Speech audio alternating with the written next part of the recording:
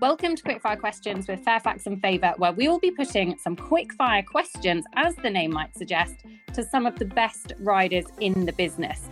And today's guest is the 2020 USEA Leading Rider of the Year. It is Liz Halliday.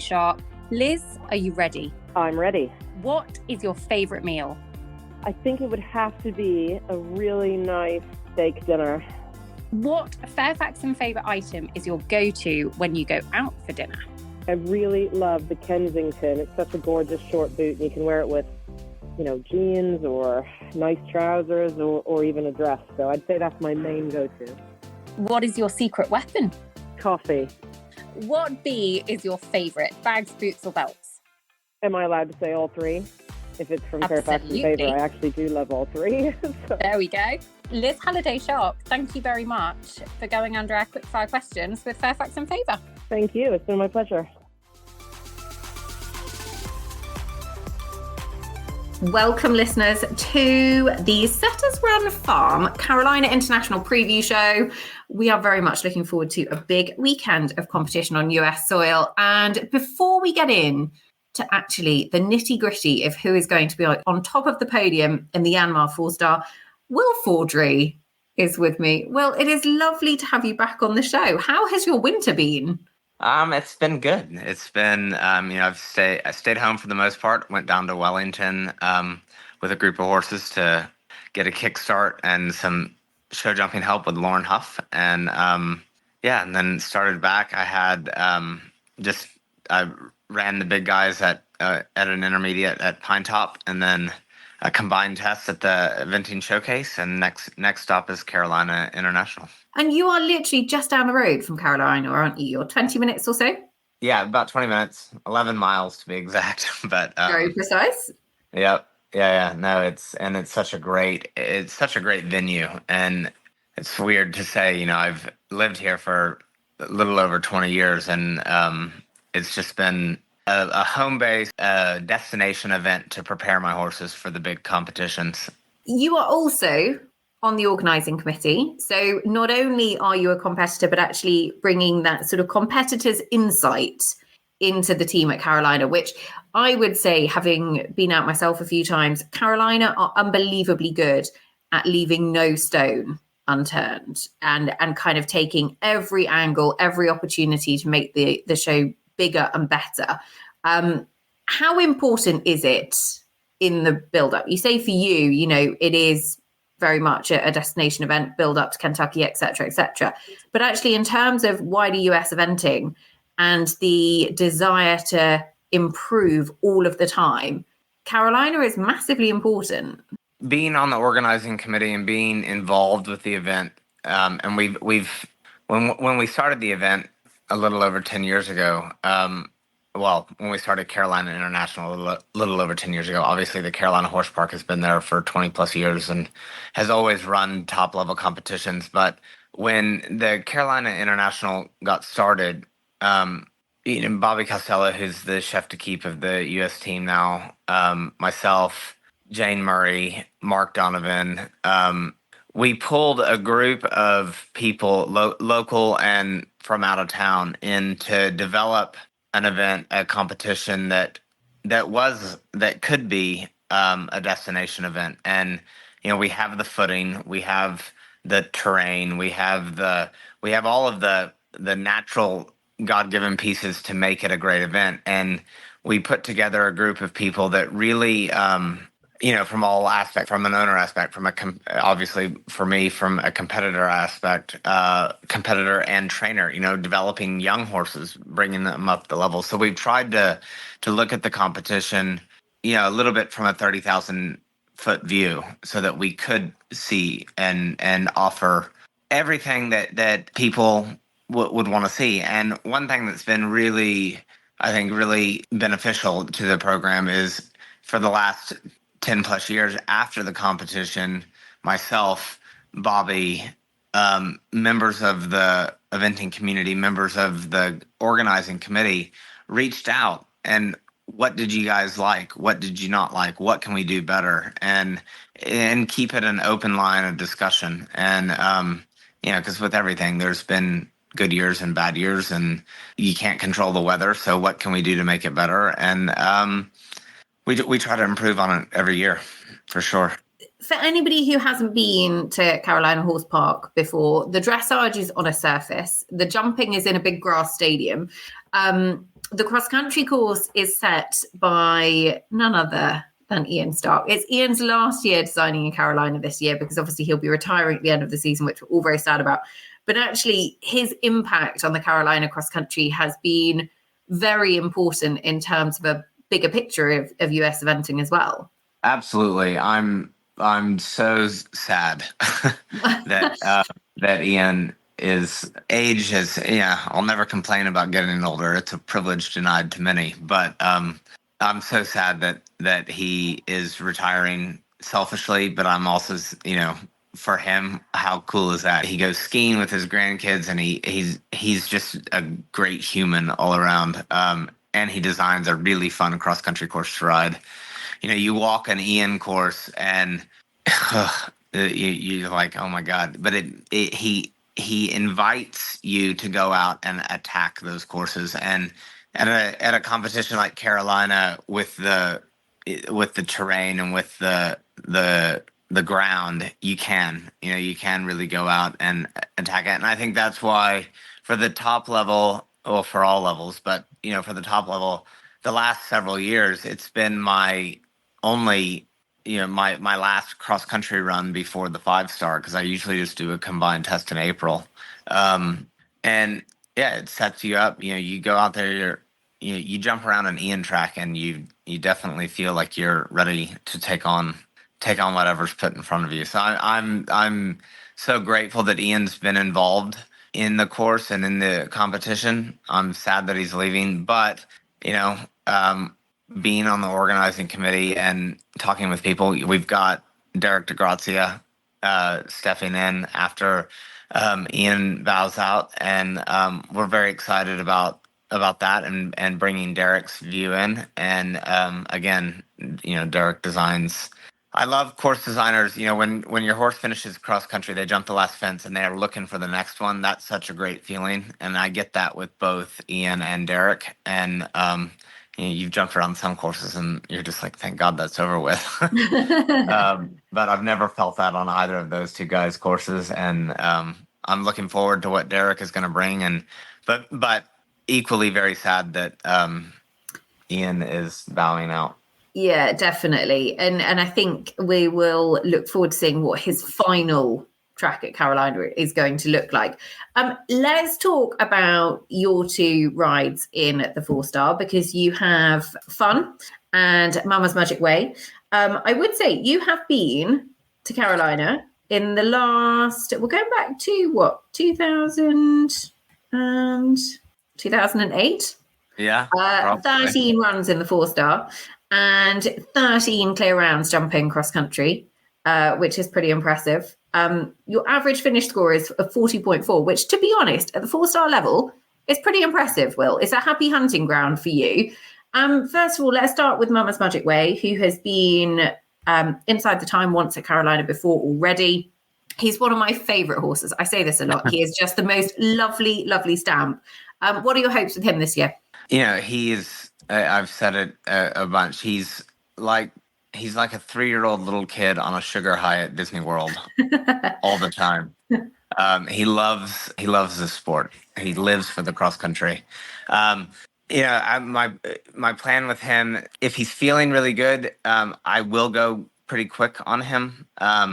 He's a very experienced horse now at the level.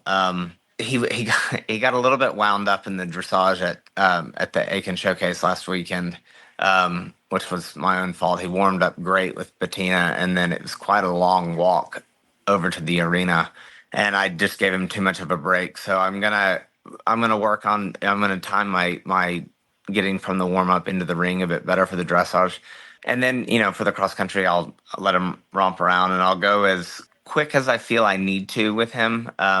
Obviously, the big picture for him this spring is Kentucky. So if I need to take a bit of time to really present a question to him so that he's confident and prepared for Kentucky, I'll do that. So that would be my goal. My goal for him is to just have a really solid run in preparation for Kentucky for the 5-star later on. And how about Fun? Because Fun has been to Carolina 6 times for the 4-star. He's been in the top 4 times. He's been on the podium 3 times. He's finished 3rd on 3 occasions. He is such a fun, excuse the pun, experienced horse now. How much does he love coming back? Does he know where he is now?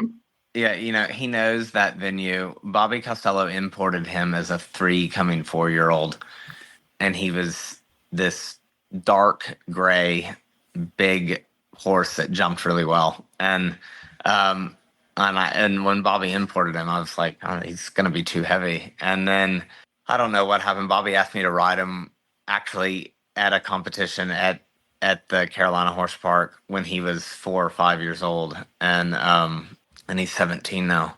And from the moment I sat on him, I'm like, this horse has something really cool about him. And we've just become great friends over the years. And he loves the Carolina Horse Park. It's his home competition. He gets so excited to go cross country there. And he's not the fastest horse in the world, but I've actually made the time there several times on him. I think he's finished 3rd the last 3 years that he's been there.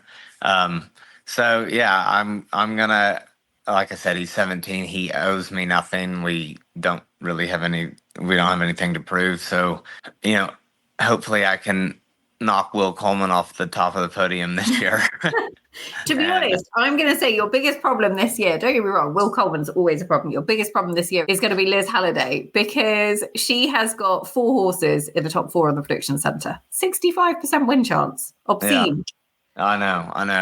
And she's as competitive and aggressive as anybody can be.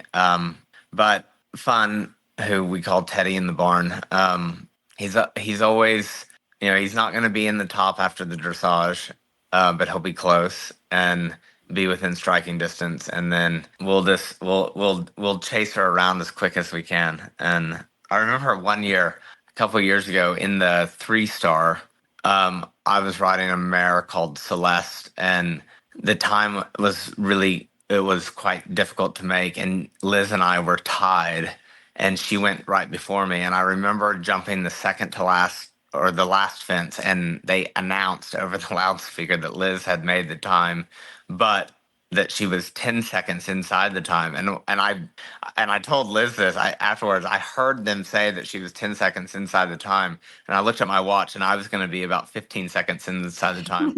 So I knew for the tie break I needed to be closer to the optimum time.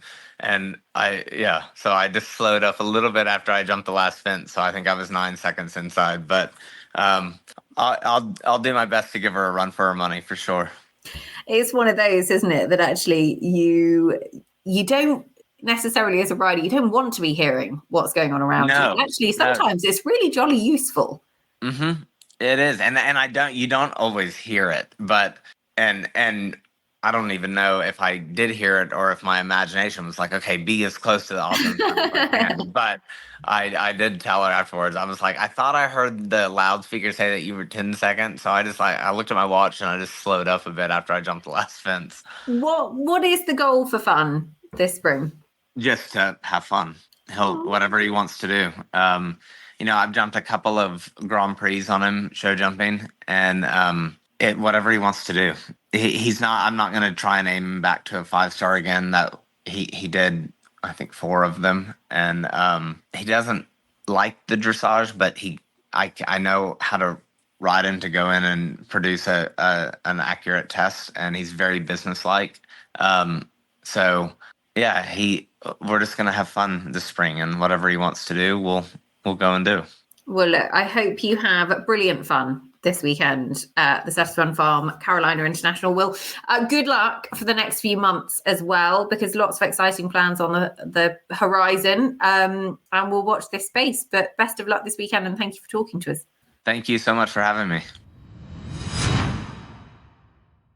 Okay, so let's get down to business. Who is going to win this weekend? Now, the lady in the hot seat in the commentary box throughout the weekend for all of the live stream coverage, Holly Hudspeth. Holly, it is lovely to have you back on the show. And I am very much looking forward to this weekend. It's always an absolute belter to start the season. Thank you so much for having me. Yeah, we're really, really looking forward to it, especially coming off such a fun weekend in Aiken at the showcase. How was the showcase? Because we covered it on the podcast.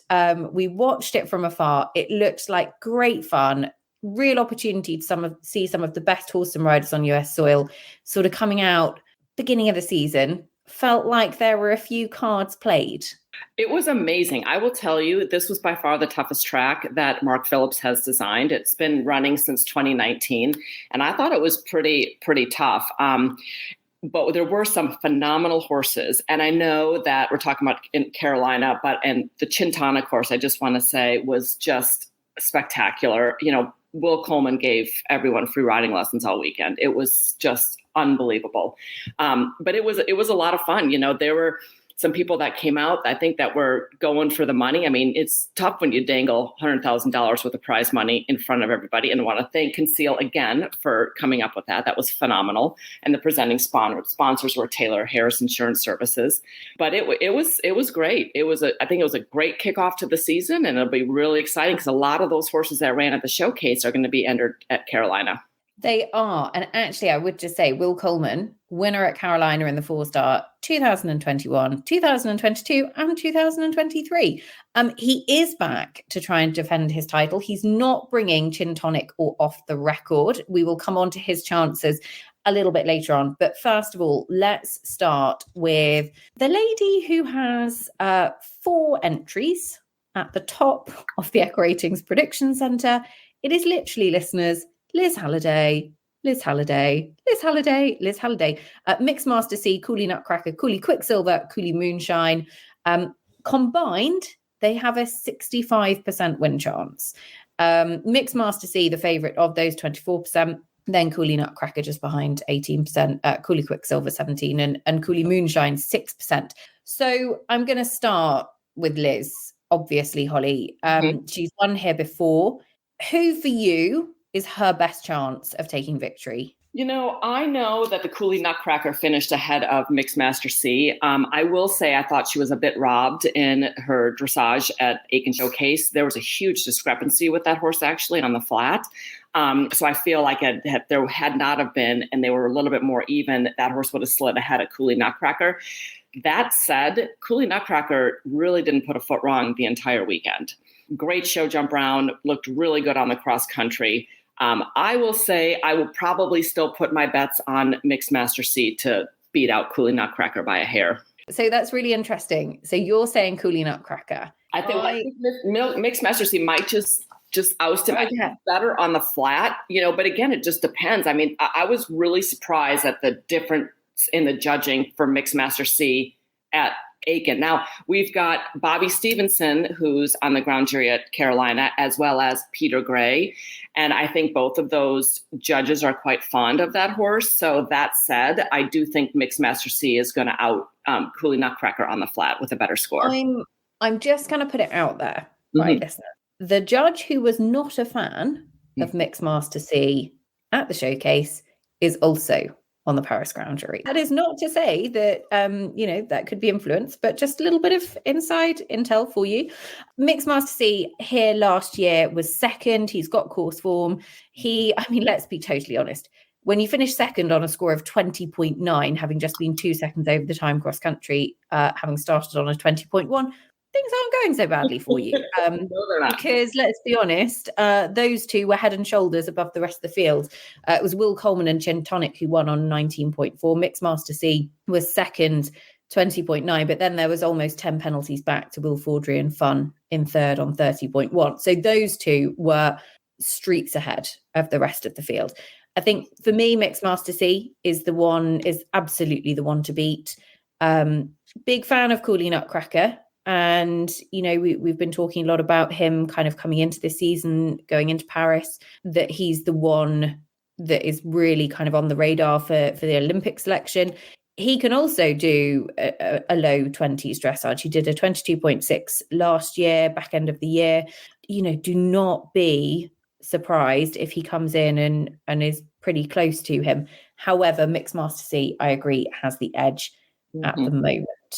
The other two horses that she has in the field, first of all, Cooley Quicksilver, brilliant to see him back at the showcase, and it is lovely to see him back at the 4-star level. It's been a little while since we've been able to enjoy him. I think it was this time last year that he came out. He was in flying form at the early part of 2023, had a bit of time off through injury, but actually I feel like he's got stronger, he's got better, and this is going to be an exciting year for him.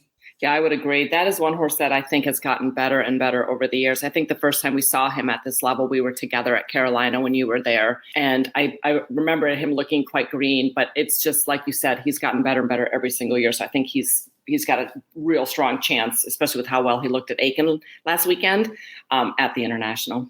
Cooley Moonshine is the third of hers, the individual silver medalist from the 7-year-old Young Horse World Championships back in 2019. Had a bit of an interrupted season last year, didn't do a long format, or did a long format, beg your pardon, at Rebecca Farm, didn't complete the long format. So I feel like actually back and looking forward to seeing how they progress. The horse is 12 now, but has obviously got bags and bags and bags of talent. Was on the podium actually as a 6-year-old in Le Lion d'Angers as well. So of Liz's 4 chances, is the most under the radar, but let's be honest, still has a pretty good chance.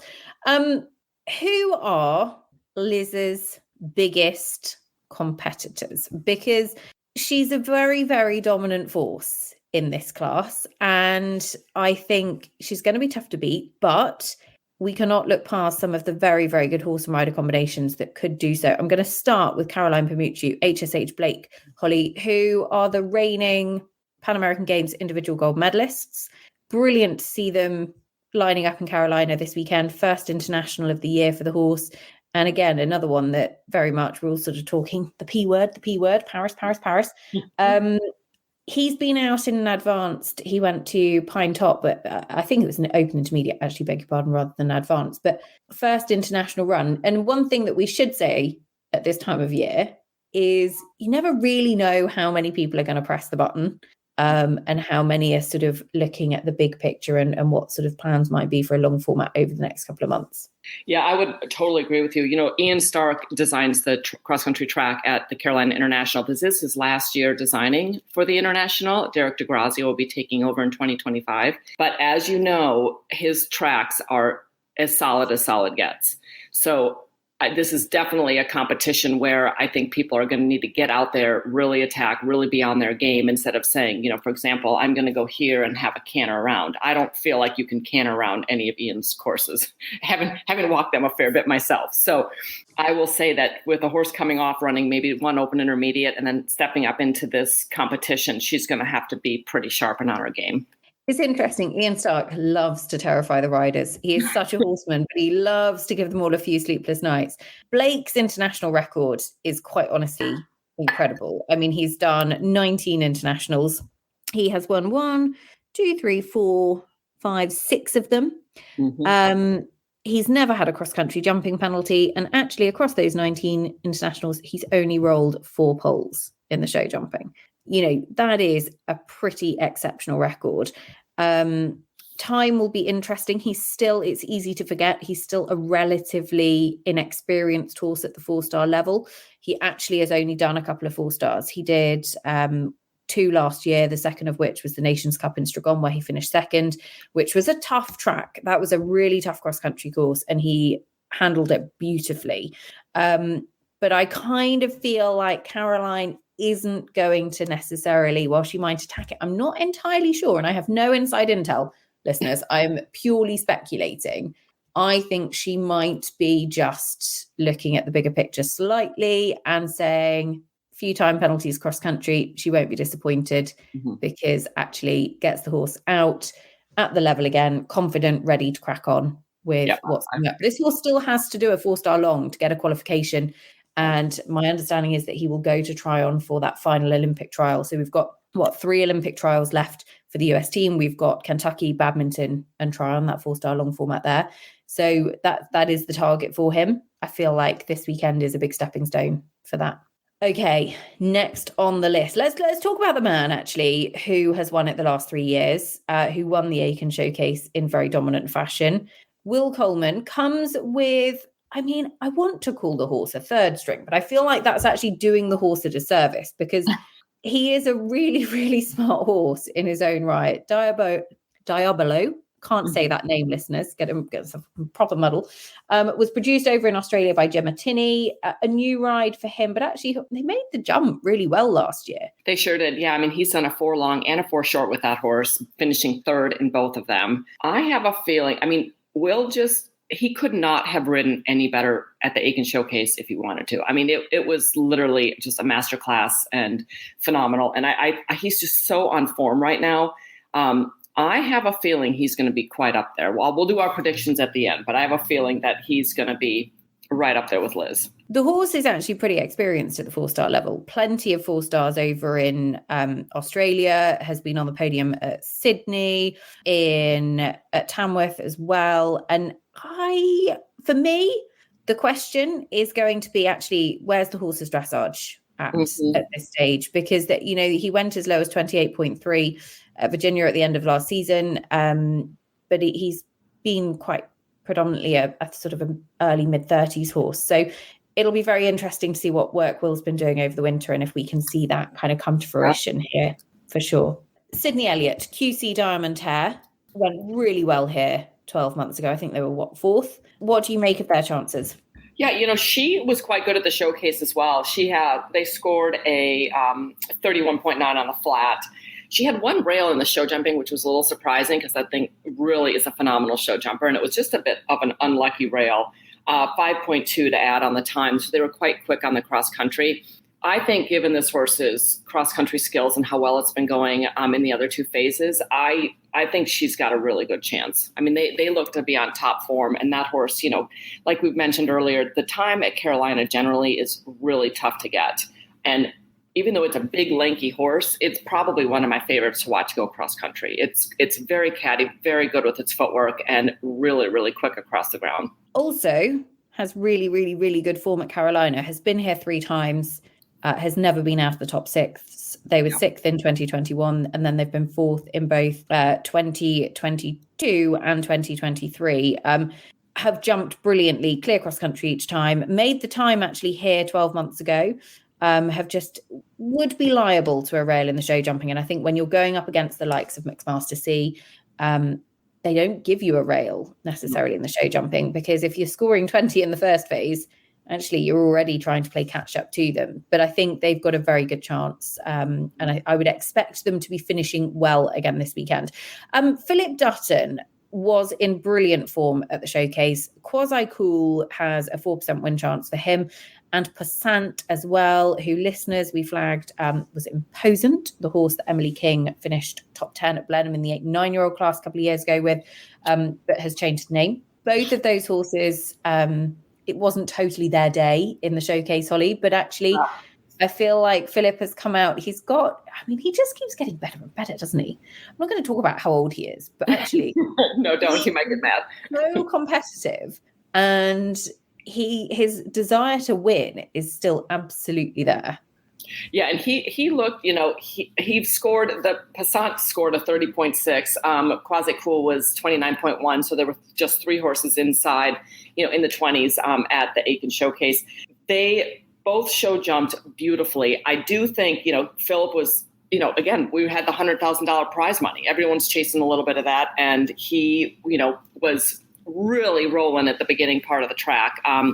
Mark begged the riders to start off really quick. When I talked to Mark, he said, look, by fence 5, I want them up 5 to 10 seconds. Then they had this big loop around to fence 6. And he said, by the time they get back to 7, they've got to be up 20, 25 seconds at least in order to make the time. So the whole first part of the course was so fast going. Then they jumped 7, and then they had to turn right-handed to that corner, to the left-handed corner at fence 8. They could take an option if they wanted to. And unfortunately, that same corner caught Philip out on both of his, which was really surprising. You don't see that from Philip often. That was very, very bizarre. But you can bet that he's probably went home and was schooling left-handed corners Monday morning. I feel like this weekend could be a real consolidating weekend for these 2. I feel like Philip's not necessarily going out for the win. He's going out to give them a really good kind of start to the season and to make sure that they feel full of confidence before their next one. Who else stands out for you? Ariel Grald, Leemore Master Plan, obviously they have a lot of experience together. The horse had a bit of a quiet 2023. That horse looked quite good at the showcase as well. The other one, I will say, unfortunately, poor Sharon White, with the Klaus 63, the week leading up, it had been 75 degrees and sunny. And the day on Friday of the dressage and the show jumping, it was so cold and so rainy and so blustery. And I think a lot of horses fell victim to that. And hers was one of them. I know she really struggled. But honestly, watching that one, the Klaus 63 show jump and go cross country, looked very, very, very impressive. So I think that if Sharon can get that flat, her tests under the hat a little bit and put the lid on, I think she's going to have a really good go. Good shout, to be fair. The weather on the first day of the showcase was pretty miserable. We've obviously heard from Will Faudree on his ride, so we're going to sort of skip over him here, but he obviously he was on the podium last year with Fun. Mama's Magic Way, one of my favorite 5-star horses. I have to admit, I love that horse so much. I'm going to pick out Cassie Sanger, Fernhill Zorro, who went over to Europe a couple of times last year, would have got huge experience in both Stragom and Buccalo. That horse is brilliant at this level now and has been giving Cassie some really good mileage. They're both sort of learning together a little bit. They stepped up at the beginning of last season, but they had some really good experience last year, capped off with a good clear cross country at Buccalo in some good company. And I'd say looking forward to seeing them out again at this level in 2020. For the other one, I wanted to flag for you listeners, because he is way too far down the prediction center for my liking. I can't see this personally. Doug Payne, Quantum Leap, one of the most experienced horses in the field, numerous top tens at 5-star. He's not featuring in terms of win chance, but absolutely do not discount him. Doug, a really fierce competitor, and actually Quantum Leap has been just such a superstar over the years for him, and he's still got plenty of mileage left in the tank. It's hard to believe. I think he's only 13 this year, but he's just been at the 5-star level for a good number of years, and he was 8th at Maryland last year. He was 9th at Kentucky last year. He was 6th here in this class last year, finishing on his dressage score of 34.8.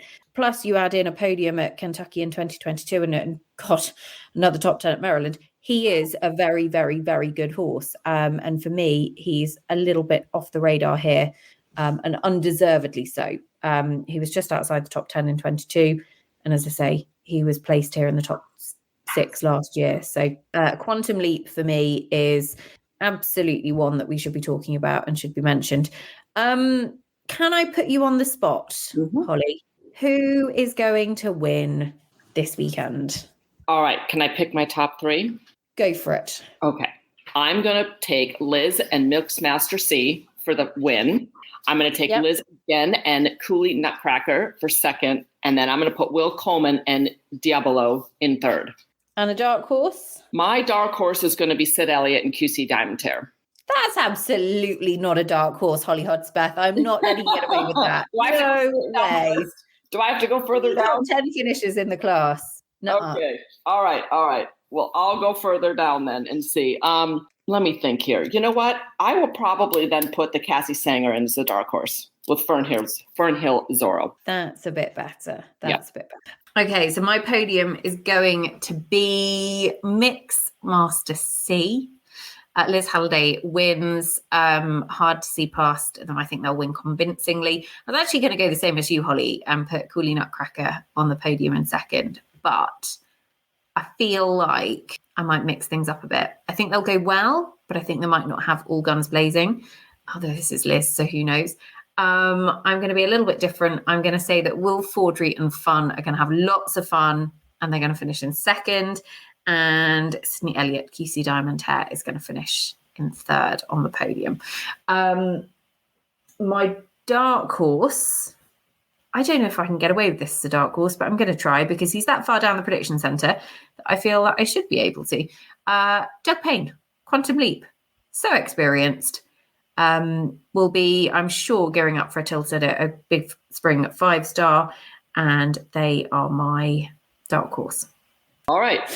Watch this space there. Holly, have a brilliant show. I love Carolina. I am so envious that you will be there enjoying it all. We will be tuned in from home, and I hope you have a brilliant one.